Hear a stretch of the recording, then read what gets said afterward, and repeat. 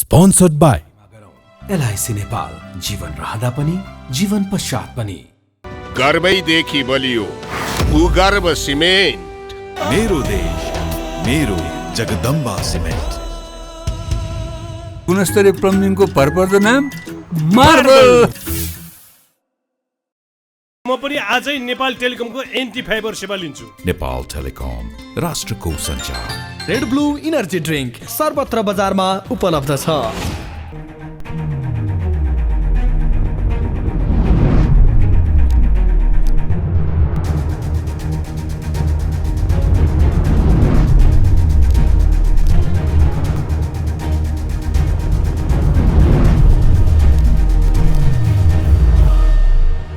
नमस्कार दर्शक, आजको जनता जान्न चाहन्छन् कार्यक्रममा हामीसँग धेरै विषयवस्तु छन्। राजनीतिक कुरा आज हामी धेरै गर्दैनौँ। आज हामी देशको विकासको कुरा गर्छौँ र फोहोर व्यवस्थापनमा सरकार र बन्चरे डाँडोको बीचमा एउटा सहमति भएको छ। महानगरपालिकाले आज विशेष रूपमा पहल गर्यो र शहरी विकास मन्त्री रामकुमारी झाँक्रीको उपस्थितिमा एउटा महत्त्वपूर्ण सम्झौता भयो, अल्पकालीन सम्झौता भएको छ महानगरपालिका र बन्चरे डाँडाको बीचमा। तर दीर्घकालीन समाधान कहिले होला? फोहोर व्यवस्थापनको सबैको ध्यान त्यतातिर गएको छ। आजबाट फोहोर उठ्न सुरु गरेको छ, तर जनताहरूले दीर्घकालीन समस्याको समाधान खोजेका छन्। मेरो आग्रह छ सरकारलाई, महानगरपालिकालाई र बन्चरे डाँडाका जनताहरूलाई, अब दीर्घकालीन रूपमा फोहोरको व्यवस्थापनको लागि हामीले पहल गर्नै पर्छ। फेरि 6 महिनापछि काठमाडौँ दुर्गन्धित हुनेछ। बेलैमा हामीले सोचेनौँ भनी समस्याहरू आउन सक्छ, जटिलताहरू आउन सक्छ। आजको कार्यक्रममा हामी यस बारेमा विशेष रूपमा चर्चा गर्न चाहन्छौँ। हामीले बारम्बार फोहोरको बारेमा बहस गरेका थियौँ। जनता जान्न चाहन्छन् कार्यक्रममा हामीले राज्यका हरेक तह तबकालाई घचघचाएका थियौँ, दबाब दिएका थियौँ। त्यसैले आज एउटा सहमति भएको छ। र अर्को महत्त्वपूर्ण पाटो, संसदमा बहस जारी छ। मन्त्रीहरूले जवाब दिइरहेका छन्। बजेटमाथि सांसदहरूले आफ्नो दृष्टिकोण राखिरहँदाखेरि यसपटकको बजेट किन आलोचनाको खुराक बन्यो? के कारणले? किन सांसदहरूले बजेटको बारेमा कटाक्ष गरे? सत्तारूढ दलकै नेताहरूले बजेटको विरोध गरेका छन्। अर्थमन्त्री जनार्दन शर्मा किन यसपटक बजेट ल्याउन असफल हुनुभयो? राम्रो बजेट ल्याउन के कारणले? आज हामी यस बारेमा पनि चर्चा गर्न चाहन्छौँ। हामीसँग धेरै विषयवस्तु छ र एमाले अध्यक्ष केपी शर्मा ओलीले वाम गठबन्धन नबन्ने घोषणा गर्नुभएको छ र भन्नुभएको छ एमाले एक्लै चुनावमा जान्छ, आगामी निर्वाचनमा वाम गठबन्धन बन्दैन भनेर उहाँले घोषणा गर्नुभएको छ र भन्नुभएको छ एमाले बहुमतको सरकार ल्याएर अब देशमा शासन गर्छ। त्यो कति सम्भव छ? एमाले एक्लै चुनावमा जाँदा बहुमत ल्याउन सक्छ? 5 दलले गठबन्धनको कुरा गर्दाखेरि यतिखेर प्रधानमन्त्री शेरबहादुर देउवा रणनीति बनाइरहनु भएको छ र उहाँले भन्नुभएको छ आगामी निर्वाचनमा फेरि पनि काङ्ग्रेस बहुमतमा पुग्छ। कसरी बहुमतमा पुग्छ? शेरबहादुर देउवाले साँच्चीकै उहाँलाई बहुमतको सरकार बनाउन सक्नु होला त? त्यो सम्भावना छ? 5 दलले गठबन्धनभित्र ठुलो समस्या छ, द्वन्द्व छ, विवाद छ र सिटको भागभण्डालाई लिएर त्यहाँ ठुलो सकसहरू आउन सक्छ, सङ्कटहरू आउन सक्छ। अब कसरी होला त भागभण्डा 5 दलको बीचमा? आजको कार्यक्रममा हामी यस बारेमा पनि चर्चा गर्न चाहन्छौँ र माओवादी केन्द्रका अध्यक्ष प्रचण्डले भन्नुभएको छ माओवादी दोस्रो पार्टीको रूपमा आउँछ। कसरी आउला माओवादी? एमालेलाई हराउन सक्ला? आज हामी यस बारेमा पनि चर्चा गर्न चाहन्छौँ। हामीसँग धेरै विषयवस्तु छन्। आज जनताको कुरा गर्दाखेरि फेरि पनि उपेन्द्र यादवले महन्त ठाकुरसँग एकताको हात बढाउनु भएको छ, भन्नुभएको छ अब जसपा लोसपासँग सहकार्य गर्न चाहन्छ, एकता गर्न चाहन्छ। त्यो सम्भव छ? महन्त ठाकुरले भन्नुभएको छ सम्भव छैन, उपेन्द्र यादवसँग एकता हुँदैन। त्यसैले आजको कार्यक्रममा हामी यस बारेमा धेरै चर्चा गर्न चाहँदैनौँ। अमेरिकन सैनिक जनरलहरू काठमाडौँमा आइरहँदाखेरि यसको सन्देश के हो, सङ्केत के हो? एमसिसी पारित भइसकेपछि अमेरिकाले विशेष प्राथमिकतामा नेपाललाई राखेको छ र नेपालका प्रधानमन्त्री शेरबहादुर देउवा अमेरिका जाँदै हुनुहुन्छ र अमेरिकाको भ्रमणको पूर्व सन्ध्यामा अमेरिकन सेनाका प्रमुखहरू लगातार काठमाडौँ आइरहेका छन्। सहायक मन्त्रीपछि सेनाको काठमाडौँ भ्रमणलाई कसरी लिन सकिन्छ त? आज हामी यस बारेमा पनि चर्चा गर्न चाहन्छौँ। र नेपाल भारत सम्बन्धको कुरा गर्दा, नेपाल चीन सम्बन्धको कुरा गर्दाखेरि धेरै समस्याहरू छन् देशमा, नभएको होइन। शीर्ष नेताहरूको दृष्टिकोण आइरहेको छ। त्यसैले देशमा यतिखेर महँगी बढेको छ, अर्थतन्त्र सङ्कटतिर जाँदैछ, कमजोर छ अर्थतन्त्र। धेरैले भनेका छन्, आज राष्ट्र ब्याङ्क बोल्यो र नेपाल राष्ट्र ब्याङ्कले भन्यो महँगी कति प्रतिशत बढ्यो, 7.7। किन 81 महँगी बढ्यो, के कारणले? यसको आधार के हुन सक्छ? अब अर्थतन्त्र कमजोर हुने अवस्था सिर्जना भएको थियो हाम्रो देशमा। हामी यसबारेमा पनि चर्चा गर्न चाहन्छौँ। हामीसँग धेरै विषयवस्तु छन्, हामी जनतालाई सही सूचना दिन चाहन्छौँ।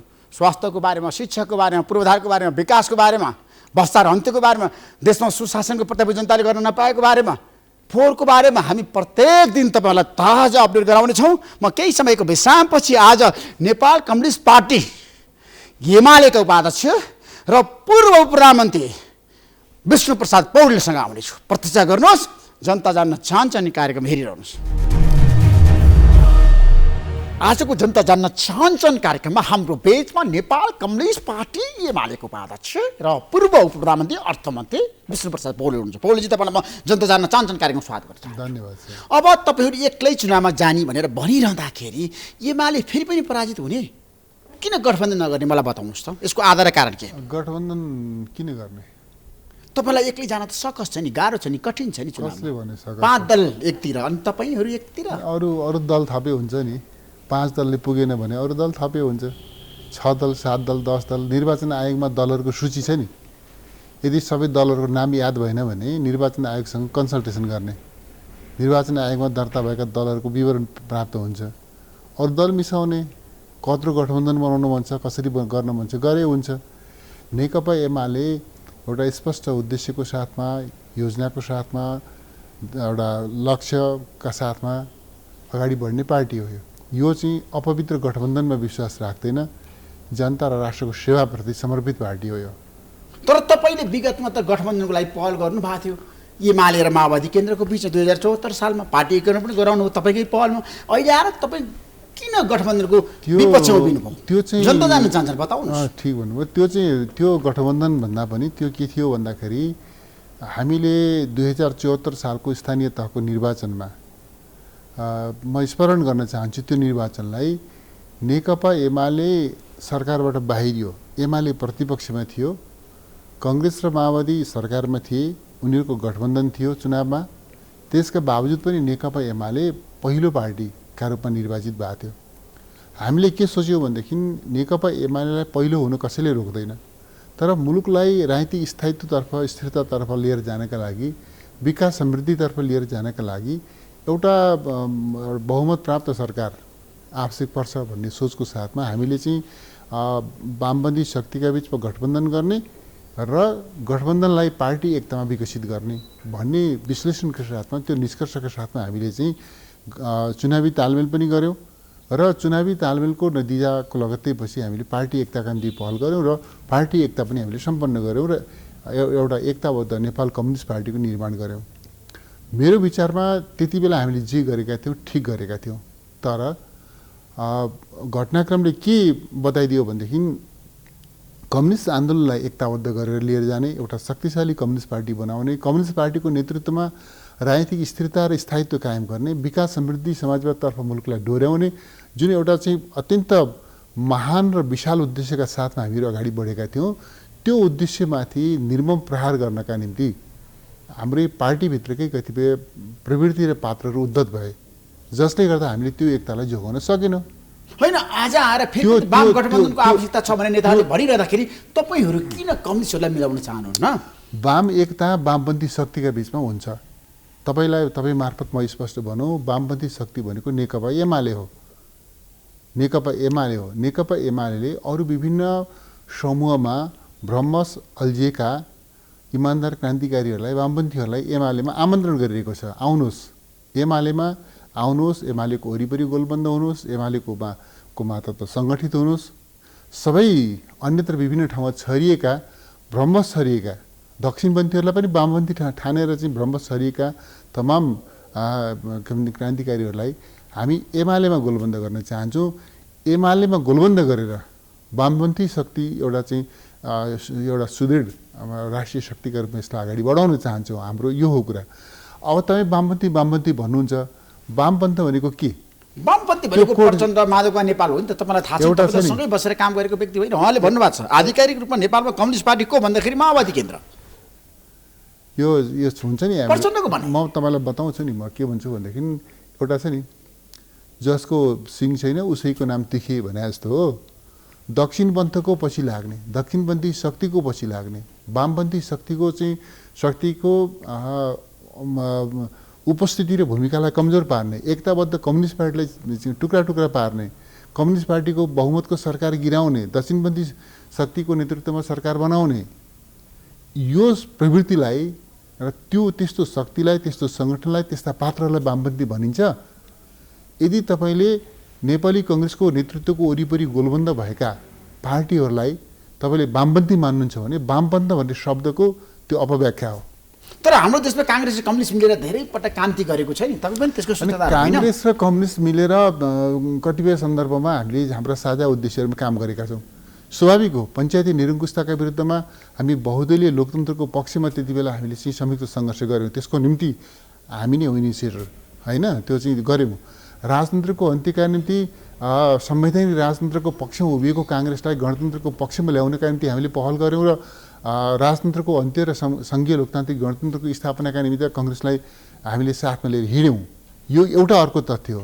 तर म के बताउँछु भनेदेखि त्यो त एउटा उद्देश्य केन्द्रित थियो नि। आजको यो गठबन्धनको उद्देश्य के बताउनुहोस् त?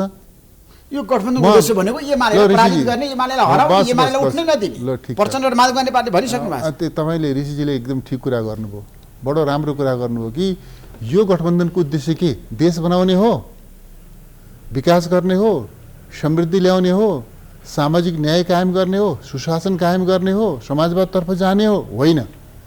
यो गठबन्धन स्वार्थको गठबन्धन हो।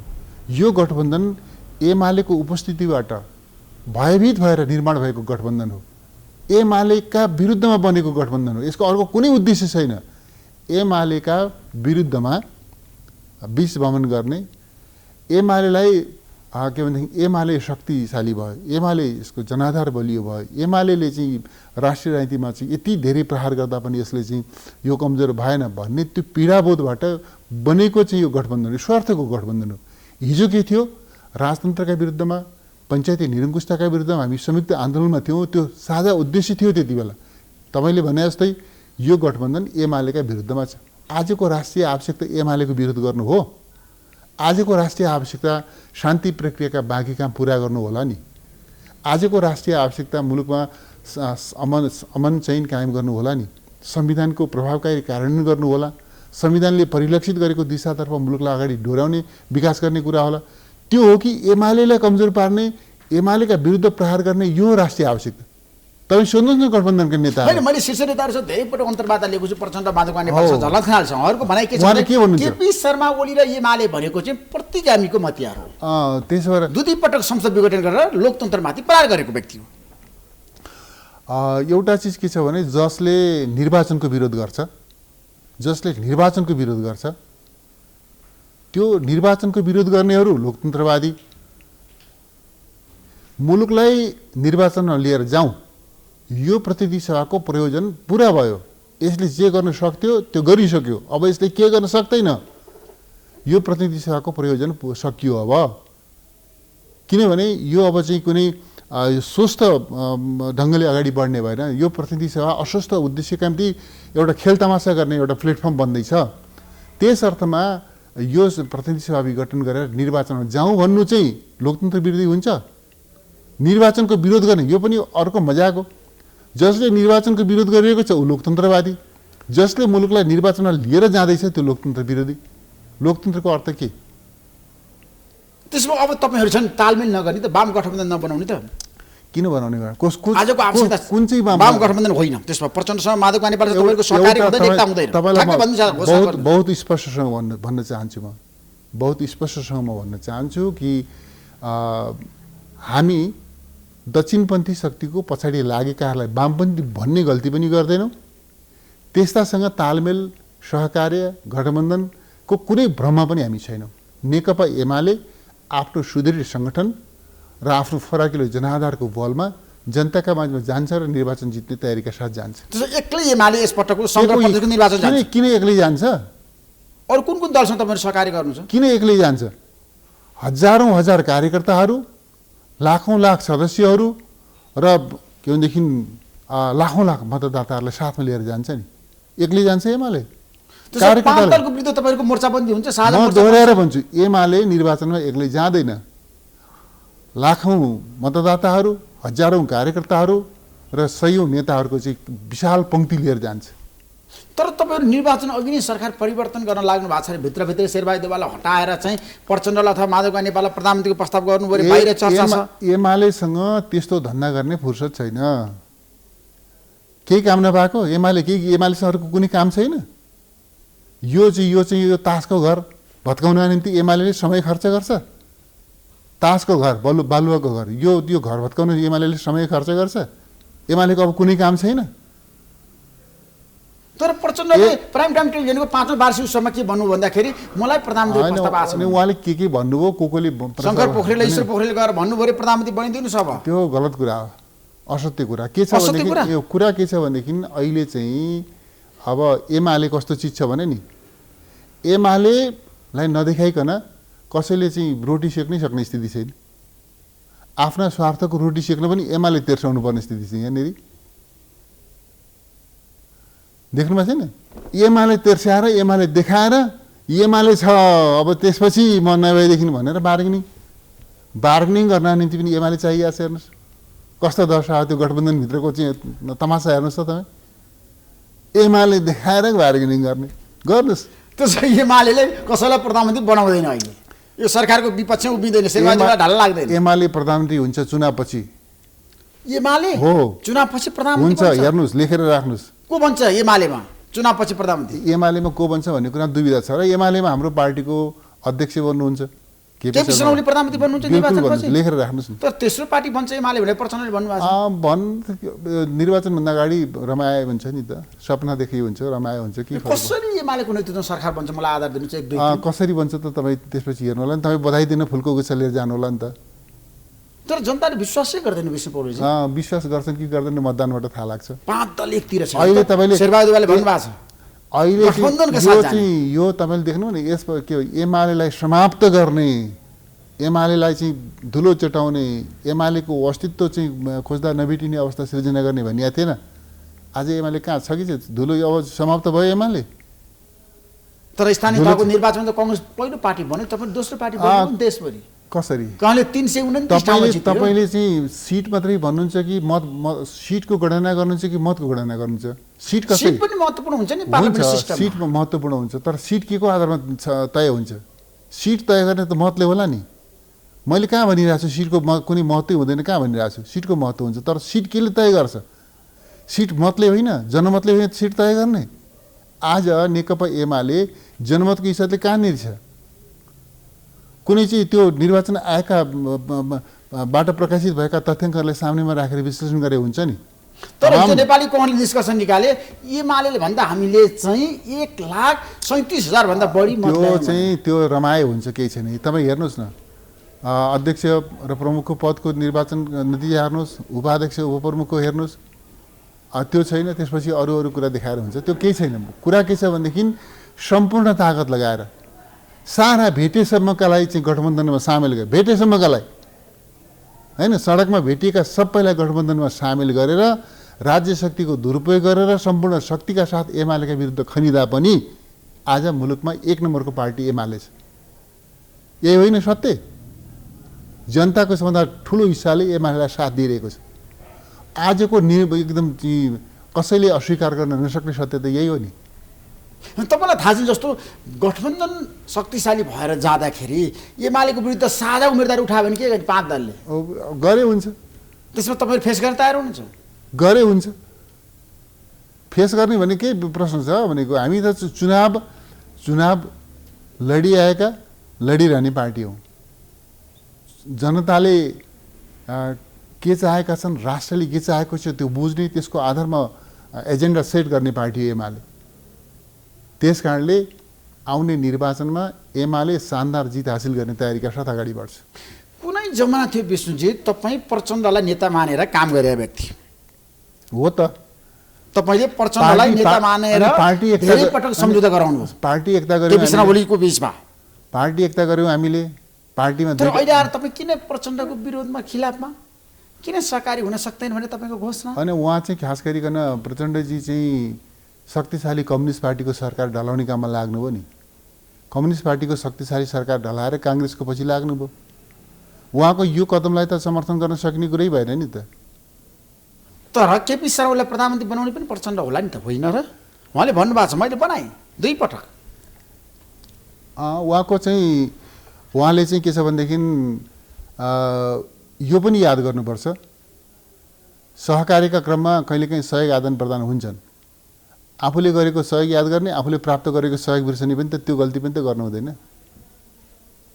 तपाईँहरूले पनि प्रचण्डलाई प्रधानमन्त्री बनाउनु भएको छ? बिल्कुल 2065 सालमा के त पहिलो पटक प्रधानमन्त्री बनाउँदाखेरिमा नेकपा एमाले मतदान गरेको छ र एमालेको मतको आधारमा उहाँ चाहिँ प्रधानमन्त्री हुनुभएको छ। पछि त उहाँले त्यो पुरानो सुरुको गुण तिर्नु भए मात्रै हो। पहिलोपटक त एमाले होइन उहाँलाई प्रधानमन्त्री बनाउने, हामीले प्रधानमन्त्री बनायौँ, त्यसपछि त्यो गुण तिरे मात्रै हो। उहाँले गुण लगाउने सुरुवात गरे होइन, सुरुवात त हामीले गरे हो। विशेष एमालेमा छ नि केपी शर्मा ओलीको विरोध गर्ने नेताहरूलाई चाहिँ किन निषेध छ, किन कारबाही गरिन्छ? मलाई कहाँ छ निषेध? विरोध भनेको त के छ भने घनश्याम भुसाललाई तपाईँले कारबाही गर्नुपर्ने कारण के छ? एउटा चिज तपाईँलाई म बताउँ, कुरा के छ भनेदेखि नेकपा एमाले यस्तो लोकतान्त्रिक पार्टी हो, यस्तो लोकतान्त्रिक पार्टी हो जसले बहसलाई, विवादलाई, छलफललाई आमन्त्रण गर्छ, स्वागत गर्छ, इन्करेज गर्छ, प्रोत्साहित गर्छ मानिसहरूलाई बहसमा उत्रिनुहोस् भनेर। मदन भण्डारीका विचारद्वारा निर्देशित पार्टी हो यो। अन्तर पार्टी लोकतन्त्रको मर्म बुझेको पार्टी हो। हामीलाई राम्रोसँग के थाहा छ भने जुन पार्टीमा अन्तर पार्टी लोकतन्त्र छैन त्यो पार्टीले राष्ट्रलाई नेतृत्व गर्न सक्दैन, त्यसले राष्ट्रको लोकतान्त्रिक प्रक्रियालाई नेतृत्व गर्न सक्दैन भन्ने कुराको राम्रोसँग हेक्का छ। समकालीन राष्ट्रिय राजनीतिमा म दाबीका साथ भन्छु 47 सालपछि खास गरिकन हामीले चाहिँ पार्टीको 5औं राष्ट्रिय महाधिवेशन सम्पन्न गरेपछि अझ त्योभन्दा अझ अगाडिकै पनि कुरा गर्नुहुन्छ भने नेकपा माले थियो त्यति बेला, 4थो महाधिवेशन हामीले गरेका थियौँ 46 साल भदौ महिनामा। त्यसदेखि यताको समग्र कोर्सलाई तपाईँ हेर्नुहुन्छ भने नेपालका राजनीतिक पार्टीहरूमा सबैभन्दा उम्दा एउटा हिसाबले लोकतन्त्रको अभ्यास गर्ने, अन्तर पार्टी लोकतन्त्रको अभ्यास गर्ने पार्टीको नाम हो नेकपा एमाले। त्यस कारणले हामीले बहसको विचारको कारणले कसैमाथि पनि त्यसलाई इन्करेज गर्छौँ। त्यो भेदभाव त्यसपछि आग्रह पूर्वाग्रह भन्ने प्रश्नै हुँदैन। तर देखिन्छ घनश्याम भुसालले केपी शर्माले राजीनामा दिनुपर्छ भनेर भन्नेदाखेरि तपाईँले त उल्टै कारबाही गर्नु अनुशासन आयोगले। होइन, अनुशासन आयोगले सुन्नु, अनुशासन आयोगले के गरेको छ त्यो सबै डिटेल मैले हेर्न पाएको छैन होइन। हेरौँला बुझौँला उसले अनुशासन आयोग घनश्यामजीले के बोल्नुभयो, अनुशासन आयोगले के गरेको छ त्यो चिज हामीले संस्थागत रूपले हेरौँला नि त। होइन, घनश्याम भुसालको भनाइ के छ भने स्थानीय तहको निर्वाचनमा पार्टी अध्यक्ष केपी शर्मा ओलीको नाममा मत आएको होइन, एमालेको ऐतिहासिक पृष्ठभूमि कारणले गर्दाखेरि जनताले मत दिएका हुन्, त्यसरी केपी शर्मा ओलीले जस लिन मिल्दैन भन्नुभएको छ। मैले तपाईँलाई भनिहालेँ नि, मैले चाहिँ के भने भनेदेखि घनश्यामजीले के बोल्नुभएको छ त्यो पनि सार्वजनिक छ, निर्वाचन आयोग अनुशासन आयोगले के लेखेको छ त्यो पनि हामी हेरौँला, छलफल गरौँला, संस्थागत ढङ्गले त्यसमा के गर्नुपर्छ त्यो गरौँला नि। त्यसो पार्टीबाट होला निष्कासन गर्ने तपाईँहरूको योजना होइन? किन त्यतातिर गइरहनुपर्छ तपाईँ? हामीले मैले भने नि त उहाँले बोलेका कुरा अनुशासन आयोगले गरेका उसले सिफारिस गरेको छ भन्ने सुनिरहेको छु मैले, त्यो त मैले चिठी हेर्न पाएको छैन। तपाईँको पार्टीभित्र 10 भाइको चाहिँ अवस्था कन्तबिजोग हो नि? यो चाहिँ 10 भाइ 5 भाइ को चाहिँ त्यो चाहिँ अलग अलग अस्तित्वको खोजी गर्ने पार्टी होइन यो नेकपा एमाले।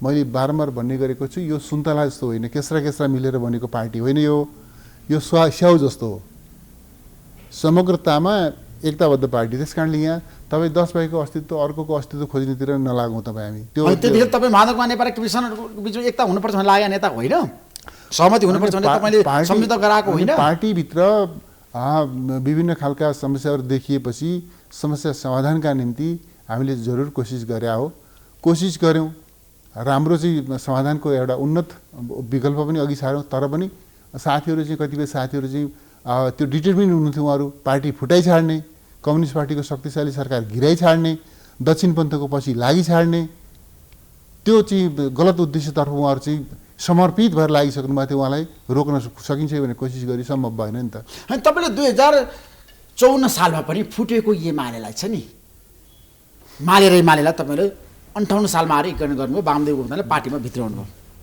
अहिले फेरि पनि माधवका नेपालसँग तपाईँको संवेदन हुनसक्छ सरकारले?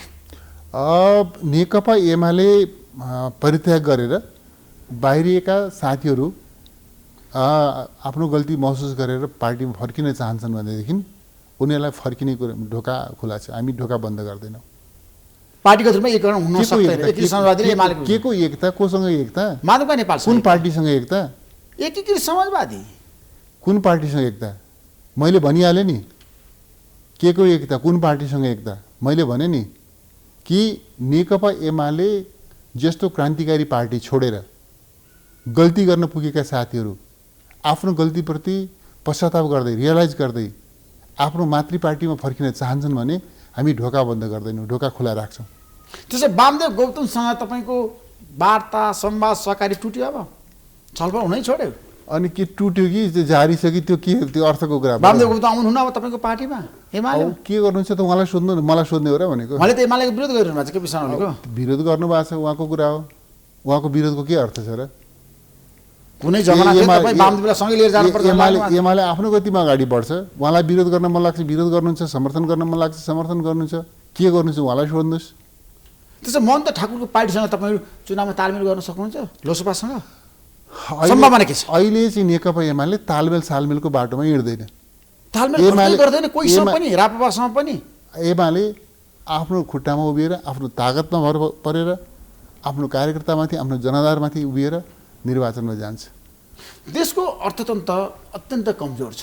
एमाले किन आज प्रतिक्रिया दिँदैन? किन यो प्रतिक्रिया दिँदैन नभन्नुहोस् न। एमाले यति कडा प्रतिक्रिया दिइरहेछ, सरकारले किन सुन्दैन पो भन्नुपर्ने हो नि तपाईँले। तपाईँको प्रश्न अलिकति मिलेन। होइन, तर पनि अर्थतन्त्रको बारेमा तपाईँ बहसमा किन गरे? देशमा अर्थतन्त्र सङ्कटमा पर्यो, आज राष्ट्रपतिले भनिसक्यो। संसदमा उभिएर पर्याप्त समय लिएर म आफैले अस्ति मात्रै के भनेदेखि अस्ति एक दिन चाहिँ एउटा चाहिँ के भनेदेखि एउटा राष्ट्र ब्याङ्कको गभर्नरमाथि प्रतिशोध साध्न खोजियो। हामीले मुलुकको यो अर्थतन्त्र यहाँनिर आइपुगेको छ। मुलुक यो एउटा चाहिँ सङ्कटको डिलमा पुगेको छ आर्थिक दृष्टिकोणले। यस्तो बेलामा पूर्वाग्रहका यस खालका हदभन्दा परेका काम भनेर हामीले प्रतिक्रिया खण्डन गऱ्यौँ। त्यसको चाहिँ सबै सच्चाइहरू सामुन्यमा राख्यौँ। बजेट नामको एउटा चिज आएको छ, त्यसको चाहिँ हामीले चाहिँ सदनमा जमेर चाहिँ आफ्नो दृष्टिकोण राखिरहेका छौँ। सारातिरबाट आलोचना भइरहेको छ, विरोध भइरहेको छ। सरकार सुन्दैन, कानमा तेल हालेर बसिरहेको छ। तपाईँले भन्नु के पर्ने भने एमाले जस्तो सशक्त प्रतिपक्षले तर्कयुक्त ढङ्गले, तथ्ययुक्त ढङ्गले गर्नुपर्थ्यो अर्थतन्त्रको बारेमा, राष्ट्रिय सहमति खोज्नु पर्थ्यो होइन, सबै शक्तिहरूको बिचमा एकता हुनु पर्थ्यो। श्रीलङ्का हुन सक्छ, नेपाल यदि बेलैमा तपाईँले सोच र एकदम होसियारीपूर्वक काम गर्नु भएन भने। ऋषिजी कुरा के छ भने त्यो यो सर्वदलीय सहमत हुनु पर्थ्यो कि के हुनु पर्थ्यो, त्यो चाहिँ त्यो तपाईँले मलाई सोध्ने विषय भएन। यो सरकार यो ढङ्गले चलिरहेछ। जिम्मेवार प्रतिपक्ष जसले जेन्युनली आफ्ना कन्सर्नहरू चाहिँ अघि सारिरहेको छ, मुलुकको अवस्थाको बारेमा चाहिँ जवाबदेहीपूर्ण ढङ्गले, जिम्मेवारीपूर्ण ढङ्गले तर्क गरिएको छ, सदनमा बहस गरेको छ, सडकमा बहस गरेको छ, सबै हिसाबले आफ्ना तर्कहरू राखिरहेको छ। यो ढङ्गले चाहिँ छलफलमा उत्रिँदा पनि यो सरकार कानमा तेल हालेर परिसकेको छ। विष्णु पौडेलले भन्दा मैले राम्रो बजेट ल्याएको छु, यो बजेटको तारिफ गर्नुपर्छ, प्रशंसा गर्नुपर्छ, देशभरि जनताको लागि ल्याएको छु, तारिफ गर्नुपर्छ कि बजेट आयो नि विष्णु पौडेलले तारिफ गर्नुपर्छ कि आलोचना गर्नुपर्छ, त्यो हरेकले आफ्नो आफ्नो विवेकका आधारमा गर्नुपर्ने गरिएकै छ नि। आज आलोचना भइरहेछ, तारिफ भइरहेछ। यो बजेटको राम्रो पक्ष के नराम्रो पक्ष के जनतालाई बताइदिन्छ। अहिले छलफल जारी छ संसदमा। अब यस्तो छ, मैले चाहिँ धेरैचोटि भनिसकेँ यो के छ राम्रो भनेर, धेरैचोटि भनिसकेँ। के छ राम्रो बजेटमा? मैले के राम्रा छन् मैले दोहोऱ्याइसकेँ। अब आज चाहिँ तपाईँले सोध्नुभयो, फेरि दोहोऱ्याउनुपर्छ त्यही जवाब। दोहोऱ्याउने भन्नुहोस् त तपाईँको दृष्टिकोणमा यो बजेटको राम्रो पक्ष, सबल पक्ष। मैले भनिआएको चिज दोहोऱ्याएको जस्तो हुन्छ, तपाईँले दोहोऱ्याउनु भन्नुभयो भन्छु होइन। यो बजेटका दुईवटा राम्रा कुरा छन्।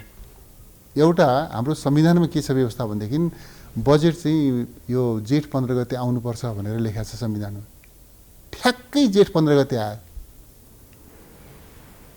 एकदम राम्रो भयो। त्यो जेठ 15 गते बजेट प्रस्तुत गर्नुपर्छ भन्ने व्यवस्था छ, जेठ 15 गते नै आयो। एउटा राम्रो यो भयो। अर्को राम्रो के छ, अर्को पनि राम्रो छ। अर्को राम्रो के छ भने बजेट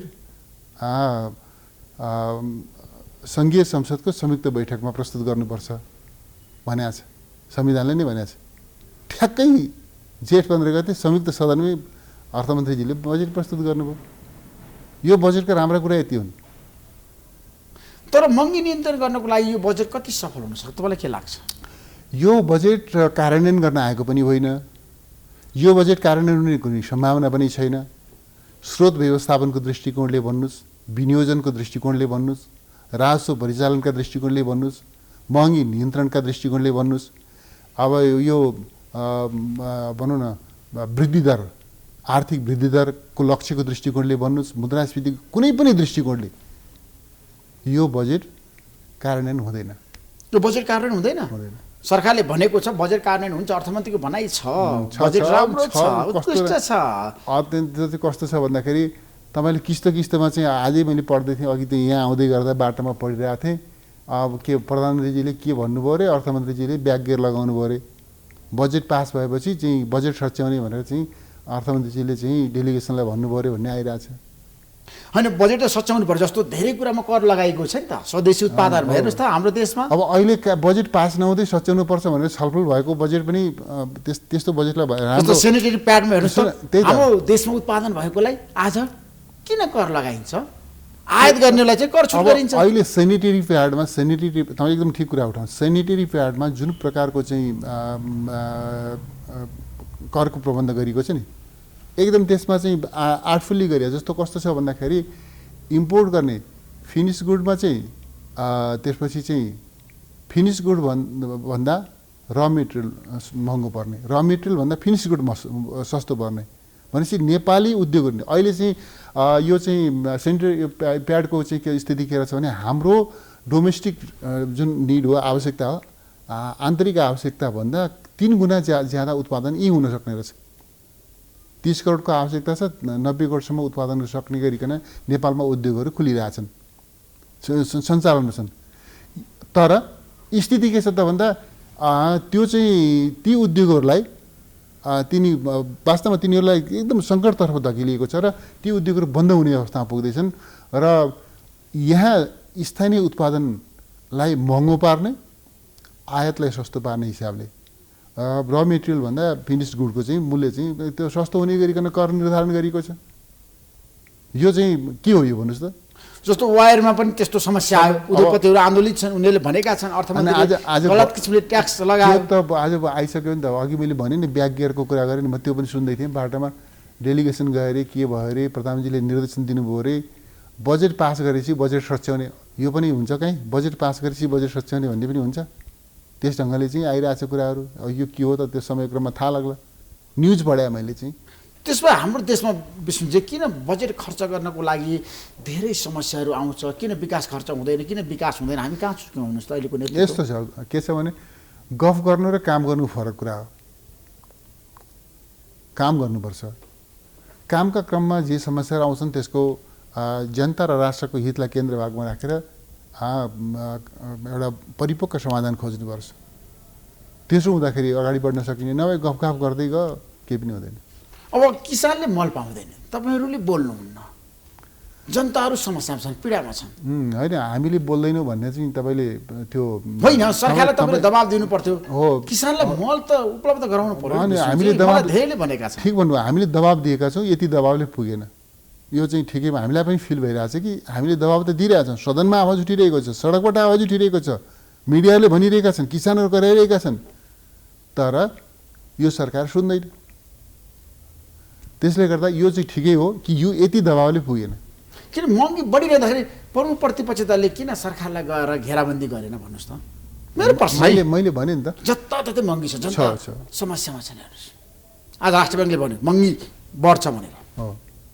यो अवस्थामा एमालेको भूमिका के हुन्छ? हाम्रो भूमिका स्वाभाविक रूपमा हाम्रो भूमिका प्रतिपक्षको भूमिका हो र प्रतिपक्षले गुणदोषको आधारमा सरकारका कामहरूलाई हेर्ने, आलोचना गर्ने, राम्रो काम गऱ्यो भने समर्थन गर्ने हो। समर्थन गर्ने लागि यो सरकारले कुनै काम गरेका छैन। महँगीको सन्दर्भमा त यसले सारा नेपालका सबै इतिहासका सबै त्यो चाहिँ त्यो के भन्छ तथ्याङ्कलाई यसले क्रस गरिसक्यो। जनताहरूले धेरै समस्या भोगिरहेका छन्। अब मलाई बताउँछ, किनभने कृषि प्रधान देश नेपाल, हामी कृषि क्रान्तिको कुरा गर्छौँ। अनि किसानले मल पनि पाउँदैन, बिउ पनि पाउँदैन। अनि समयमा हामीले कसरी किसानहरूको मागलाई छ नि मल पनि पाउँदैन। गर्ने। तपाईँ कति राम्रो कुरा, मल पनि तपाईँ न कस्तो अनौठो कुरा छ कि कुरो सुन्दा कति राम्रो छ। 8% GDP पुर्याउने, मुद्रास्फीतिलाई 7% हाराहारीमा सीमित गर्ने, कति सुन्न त एकदम कानमा चिनी हालेरै घोलेरै चिनी हालेको जस्तो भएन, मह हालेको जस्तो भएन। तर के छ भन्दाखेरि 8% GDP पुर्याउँछु भनेर घोषणा गर्ने सरकारले मलको व्यवस्था गर्न सक्दैन, बिउको व्यवस्था गर्न सक्दैन, महँगी नियन्त्रण गर्न सक्दैन। महँगी चिज छलाङ मारिरहेछ। उत्पादनका यावत क्रियाकलापहरू चाहिँ ठप्प छन्। आयात ले चाहिँ छलाङ मारिरहेको छ। निर्यातमा चाहिँ कुनै उल्लेखनीय सुधार हुन सकिरहेको छैन। अनि गफ के छ भन्दाखेरि हामी 8% पुर्याउँछौँ। त्यो सम्भव छैन। आर्थिक वृद्धि 8% हाम्रो देशको आवश्यकता होइन। यो आवश्यकता के हो के होइन त छलफलै गर्नु पऱ्यो नि। 8% सके त डबल डिजिटमा पनि के भनेदेखि गरे हुन्छ। तर त प्रश्न के हो भनेदेखि सकेदेखि त यस्तो चालले 8% को आर्थिक वृद्धिको लक्ष्य हासिल हुनसक्छ। किनभने अन्तर्राष्ट्रिय सहयोग बिना हाम्रो देशमा केही पनि हुँदैन पछिल्लो समय। अब तपाईँलाई थाहा छ नेपालमा चाहिँ धेरै किसिमको भ्रमणहरू भइरहेछ। भारतीय प्रधानमन्त्री नरेन्द्र मोदी आउनुभयो, त्यसपछि अहिले अमेरिकनहरूको नेपालमा भ्रमण बाक्लिएको छ। यो भ्रमणलाई कसरी लिनु भएको छ? अमेरिकन सेनाको नेपाल भ्रमण, तपाईँहरूको आपत्ति छ? हामीले सबै घटनाक्रमहरूको धेरै सूक्ष्म विश्लेषण गरिरहेका छौँ र हामी यो कुरामा होसियार छौँ कि नेपालको स्वतन्त्रता, नेपालको सार्वभौमसत्ता, नेपालको स्वाभिमान, नेपालको भौगोलिक अखण्डता, नेपालले अवलम्बन गरेको होइन यो परास नीति, यी चिजहरूमा धक्का लाग्ने, यी चिजहरूलाई कमजोर पार्ने क्रियाकलापहरू कहाँ कसरी भइरहेका छन् हामीले धेरै सिरियसली वाच गरिरहेका छौँ र सरकारका पछिल्ला दिनका काम कारबाहीहरूलाई हामीले धेरै सिरियस लिइरहेका छौँ। तर प्रतिपक्ष कमजोर भयो, सुतेर बस्यो भन्नेहरूलाई तपाईँ के भन्नुहुन्छ? त्यो कसैले भने जस्तो लाग्दैन। तपाईँले अहिले बाहिर प्रश्न होइन, तर पनि जनताका मागहरूलाई सम्बोधन गराउन तपाईँले दबाब दिनु भएन। प्रधानमन्त्री शेरबहादुर देउवासँग तपाईँले अन्तर्क्रिया गर्नु भएन, ज्ञापन पत्र बुझाउनु भएन। प्रतिपक्ष सुतेर बसेको छ भनेर कसैले पनि भन्दैन। बस सबैको भनाइ के छ भनेदेखि प्रतिपक्षले जुन ढङ्गले आवाज उठाएको छ, जसरी चाहिँ दबाब सृजना गरेको छ, यति दबाबले पनि पुगेन यो सरकारलाई। कस्तो सरकार हो यो भन्ने भइरहेछ। त्यस कारणले हामीलाई पनि महसुस छ कि यतिले पुगेन। अब यो स्तरको दबावले यो सरकारलाई हुँदो रहेनछ भन्ने महसुस छ हामीलाई। अब नेपाल भारत सम्बन्धको कुरा गर्दा शेरबहादुर देउवाको प्रधानमन्त्रीत्व कालमा चाहिँ राम्रो हुन्छ, केपी शर्मा ओली प्रधानमन्त्री हुँदा नराम्रो हुन्छ, चिसिन्छ सम्बन्ध। कारण के? कसले भन्यो? काङ्ग्रेसकै नेताहरूले भनेका छन्। अहिले हेर्नुहोस् त, शेरबहादुर देउवाको नेतृत्वमा परराष्ट्र सम्बन्ध एकदम राम्रो भएर अन्तर्राष्ट्रिय क्षेत्रमा नेपालको छवि बढ्यो रे। तपाईँले त्यही राम्रो भयो नराम्रो भयो भन्ने बाहेक त के भन्नु भने कुनै उदाहरण त दिनु भएन। म उदाहरण दिएर भन्छु। भारतसँग सम्बन्ध राम्रो भयो, अमेरिकासँग राम्रो भयो, एमसिसी पारित गराएर हेर्नुहोस् त, शेरबहादुर देउवाले अमेरिकाको समर्थन प्राप्त गर्नु। सुन्नु न, कुरा के छ भनेदेखि तपाईँले भारतसँगको सम्बन्धको कुरा गर्नुभयो। हाम्रो अध्यक्ष केपी शर्मा ओलीज्यूले पहिलोपटक सरकारको नेतृत्व गर्नुहुँदा मुलुकमा नाकाबन्दी थियो। उहाँकै कार्यकालमा त्यो नाकाबन्दीको अन्त्य भयो। सम्बन्ध राम्रो भयो कि नराम्रो भयो त? उहाँको एकदम सचेत र सुविचारित पहलकदमी उहाँले प्रस्तुत गर्नुभयो। उहाँको चाहिँ अडान दृष्टिकोणको आधारमा चाहिँ नेपाल अगाडि बढ्यो। नाकाबन्दी जस्तो समस्या समाधान भयो। सम्बन्धमा तिक्तता थियो, सम्बन्ध सामान्यीकरण भयो। यो सफलता हो कि असफलता हो? यस्ता अनगिन्ती उदाहरण छन्। तर तपाईँलाई म भनौँ, विदेश नीतिमा चाहिँ एकरूपता देखाएन भन्नेहरूलाई तपाईँ के भन्नुहुन्छ? नेकपा एमालेको नेतृत्वको सरकारले होइन नेपालको भौगोलिक अखण्डताका प्रश्नमा धेरै सिरियस इनिसिएसन लियो। सिङ्गो राष्ट्रलाई एकताबद्ध गर्यो।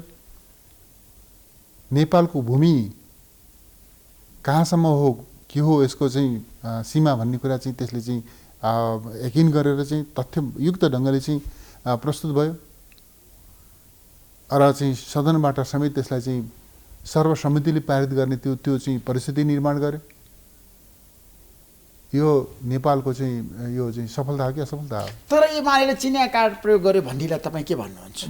यस्ता नेपाली राजनीतिमा तपाईँहरू चुनावमा जाँदाखेरि यस्तो सस्तो टिप्पणीप्रति म दया गर्न चाहन्छु। नेकपा एमाले दायाँ बायाँ उत्तर दक्षिण कतैतिर ढल्किन्न, यो ठिङ्ग उभिन्छ र नेपालको हितलाई केन्द्र भागमा राखेर छिमेकीसँगको सम्बन्ध, नेपालको हितलाई केन्द्र भागमा राखेर दुनियाँसँगको सम्बन्ध अगाडि बढाउन चाहन्छ। त्यसो चिनिया कार्ड प्रयोग गरेर नेपालका कम्युनिस्टहरूलाई एक बनाउनको लागि कतिको चाहिँ उपयुक्त हुन्छ भन्नुहोस् त? के तपाईँले चिनको चाहना छ नि त नेपालका सबै वामपन्थीहरूलाई एक बनाउने। के चाहना छ सोध्नु, चाहना कसको के तपाईँ पनि छ चिन सोध्नु। गएर आउनुभयो नि त बिचमा। प्रश्न के हो भने नेपाल कम्युनिस्ट पार्टी यो यसको तपाईँ हेर्नुहोस्, नेपाल कम्युनिस्ट पार्टी एमाले नेपाली समाजको, नेपाली धरतीको उपज हो। यो नेपालको कम्युनिस्ट आन्दोलनको हितलाई केन्द्र भागमा राखेर यो अगाडि बढ्छ। यो कसैको सल्लाहमा, कसैको निर्देशनमा चल्ने पार्टी होइन यो। त्यसमा आजको दिनमा तपाईँले एउटा कुरा जनतालाई बताइदिनुहोस्, अब महँगी नियन्त्रण गर्नको लागि, भ्रष्टाचार अन्त्य गर्नको लागि, सुशासनको प्रत्याभूति दिनको लागि छ नि देशमा एमालेको प्रतिपक्षी दलको भूमिका कस्तो हुनुपर्छ? अब यो सरकारले चाहिँ तपाईँले भने केही चिज गर्छ भन्ने मलाई लाग्दैन। सरकारप्रति तपाईँको विश्वास छैन? सरकार नामको एउटा चिज छ सरकार मुलुकमा, त्यो समाजका लागि, राष्ट्रका लागि बोझ बनेर बसेको छ। यो सरकारको चल्दै एकपछि अर्को, अर्कोपछि अर्को समस्या थपिँदै गएका छन्। राष्ट्रमाथि बोझ, जनतामाथि बोझ जस्तो छ यो सरकार। तपाईँले सरकार नढाल्ने भन्नुहुन्छ, यो सरकारले चुनाव गराओस् भने अनि यो यस्तो सरकार ढाल्ने धन्दामा किन लाग्ने भने कि यो सरकार यो गरो, यस्तै गर्दै जाओस् न, कति गर्न सक्ने रहेछ हेरौँ न हामी। त्यही भएर हामी भनेको छ निर्वाचनका माध्यमबाट, कसले भनेको छ सरकार नढाल्ने, ढाल्छौँ हामी, तर निर्वाचनका माध्यमबाट ढाल्छौँ। निर्वाचनभन्दा अगाडि सरकार ढाल्ने धन्दामा लागेर अनि हाम्रा नियमित काम छोडेर सरकार परिवर्तनको धन्दामा लाग्छौँ हामी। हाम्रो अरू काम छैन? यस्तो तासको घर भत्काउने काममा चाहिँ हामीले समय खर्च गर्ने? हामी सङ्गठन निर्माणमा लाग्छौँ, हामी जनाधार विस्तारमा लाग्छौँ, हामी निर्वाचनको तयारीमा लाग्छौँ, हामी सरकार परिवर्तन गर्छौँ निर्वाचनका माध्यमबाट। अनि निर्वाचन चाहिँ कहिले गर्ने ठ्याक्कै भन्नुहोस् त? अब तपाईँहरूको प्रस्ताव के छ? निर्वाचन चाहिँ संविधानले जुन समय सीमा निर्धारण गरेको छ त्यसभित्र गर्ने। कहिले गर्ने? मक्सीको दोस्रो साता गर्ने कि? अनि कहिले गर्ने त ठ्याक्कै भन्नुहोस्। मैले भन्नु, संविधानले निर्धारण गरेको समय सीमाभित्र गर्ने, एक दिन पनि उता लान पाइँदैन। संविधान अनुसार त मक्सिर 22 गते अघि नै गराउनु पर्छ। तर सरकारको भित्री तयारी छ फागुनमा गराउँ भनेर माधव नेपालले प्रस्ताव गर्नुभएको छ। त्यो कति सम्भव हुन सक्छ? त्यस्तो गल्ती सरकारले गर्यो भनेदेखि त्यो सरकारको निम्ति महँगो पर्नेछ, धेरै महँगो पर्नेछ। तपाईँहरू मान्नुहुन्न? संविधानले निर्दिष्ट गरेको समय सीमाभित्र प्रतिनिधि सभा र प्रदेश सभाको निर्वाचन सम्पन्न हुनुपर्छ। हाम्रो फाइनल कुरा यही हो। अब चोलेन्द्र शमशेर जबरा विरुद्धको माविको प्रस्तावको छलफल गर्ने र निष्कर्षमा पुर्याउने कमिटीमा तपाईँ पनि हुनुहुन्छ, तर अहिलेसम्म तपाईँहरू मौन हुनुहुन्छ, किन? अब यो के छ भने यो जान चाहन्छ बताउनु साझा यो कस्तो छ भनेदेखि त्यो समितिको बैठक, समितिको नेतृत्व, यी यावत प्रश्नमा चाहिँ त यो चाहिँ सत्तापक्षले टाङ अडाइरहेछ। म भन्न चाहन्छु स्वयं सभामुखजीले यसमा चाहिँ गर्नुपर्ने सहजीकरण गर्नुभएको छैन। अनि माविको प्रस्ताव अल्पत्र पर्यो नि त। मेरो प्रश्न त्यहाँनिर हो त। अब के गर्नुहुन्छ तपाईँहरू? एमाले के गर्छ? यो ल्याउनु पऱ्यो नि, छलफलमा ल्याउनु पऱ्यो छिटोभन्दा छिटो। समिति बनाएको छ त समितिले चाहिँ काम गर्ने परिस्थिति निर्माण गर्नु पऱ्यो नि। एमाले चोलेन्द्र शमशेर जबरालाई फेरि प्रधान न्यायाधीश बनाउने खेलमा लाग्यो भनेर भन्छ नि मान्छे, वास्तविकता के? कसले भन्छ? बाहिर त्यही चर्चा छ। के गर्छ? एउटा विषय आएको छ नि, विषय प्रवेश भएको छ नि महाभियोगको विषय, त्यसमा छलफल होला, त्यसमा के गर्नुपर्छ त्यो निर्णय होला। अब संसदीय विघटन होला कि निर्णय होला र? त्यो त छँदैछ, त्यो त तपाईँले भनेको कुरो छँदैछ। यो चाहिँ के छ भने यो चाहिँ कुनै यो महाभियोगको चाहिँ उद्देश्य र यसको अन्तर्य के हो भने पनि बुझ्नै पर्ने भएको छ। कुनै चाहिँ जे देखिन्छ सर्फेसमा त्यही भन्दा अरू पनि के छन् यसका उद्देश्यहरू। त्यसमा जाँदा मलाई के बताउनुहोस् भन्दाखेरि यो देशको राजनीतिक विषयवस्तुमा, आर्थिक, सामाजिक, कूटनीति हामीले हरेक विषयवस्तुमा छलफल गऱ्यौँ र जनताको एउटा भनाइ के छ भन्दाखेरि यसपटक छ नि सरकारले गरेको राम्रो कामको अथवा भनियो भने जनताको पक्षको कामको चाहिँ तपाईँहरूले खुलेर प्रशंसा गर्नुहुन्न, किनभने राम्रो कामको प्रशंसा गर्ने बानी पनि बसाल्नुपर्छ सत्तापक्ष र प्रतिपक्षलाई, मेरो आग्रह छ। अनि सरकारले जति नराम्रो काम गरेको छ तपाईँहरू कडाइका साथ विरोध गर्नुहुन्न, किन भन्नुहोस् त? ल बताउनुहोस् त। एउटा समस्या जटिल है। तपाईँले चाहिँ भनेकोमा म आंशिक रूपमा के सच्चाइ छ भने मैले अघि पनि भने हामीले कडाइका साथ विरोध गरेका छैनौँ भन्ने होइन, कडाइका साथ नै विरोध गरेका छौँ। प्रतिपक्षले गर्ने विरोध भनेको संसदमा हो, प्रतिपक्षले विरोध गर्ने सडकबाट हो, प्रतिपक्षले गर्ने चाहिँ तर्कयुक्त तथ्ययुक्त ढङ्गले सरकारले गरेका गल्तीहरू कमजोरीहरूका बारेमा उसले आलोचना गर्ने विरोध गर्ने त्यो सबै गरेका छ। तर के भयो सत्तापक्ष कस्तो छ भनेदेखि यो विरोध आलोचनालाई यति इग्नोर गर्छ, यसले यति व्यवस्था गर्छ कि त्यसलाई केही मतलबै छैन। त्यस कारणले मैले अघि पनि भने हाम्रो विरोधको यो ढाँचा यो चाहिँ तरिका पर्याप्त भइरहेको छैन। त्यस कारणले हामी अझ सशक्त ढङ्गले तपाईँ सडकमा जान सक्नुहुन्छ महँगीको विरुद्ध एमालेको तयारी के छ? जनता जान हामी सडकमै छौँ नि, सडकबाट पनि विरोध गरिरहेका छौँ, सदनबाट विरोध गरिरहेका छौँ। तर प्रश्न के हो भने तर विरोध प्रदर्शन तपाईँले गर्नुभएको छ महँगीको विरुद्धमा एमालेले अघि पनि भने नि यो यति नै विरोधले पुगेन। यसलाई यो यस्तो खालको चाहिँ के भनेदेखि यो के भन्ने हो, कानमा तेल हालेर बसेको सरकार छ कि यो स्तरको विरोधले, यो स्तरको आलोचनाले तथ्य तर्क सुनेर चाहिँ सच्चाइ ग्रहण गर्ने त्यो सरकार नै होइन रहेछ। त्यसले गर्दाखेरि यतिले पुगेको छैन। हामी अझ सशक्त हुनुपर्ने आवश्यकता चाहिँ जरुरी छ। अब निर्वाचन तपाईँहरू जाँदै पार्टीभित्रै अन्तर्घातको सम्भावना बढ्यो, यसपटक पनि भएर स्थानीय तहको निर्वाचन के विषयमा उसले भन्नुभयो तपाईँहरूलाई राखेर किन यस्तो हुन्छ एमाले पार्टीभित्र? कारण के नेकपा एमाले नेपालका राजनीतिक पार्टीहरूमा सबैभन्दा अनुशासित र व्यवस्थित पार्टी हो।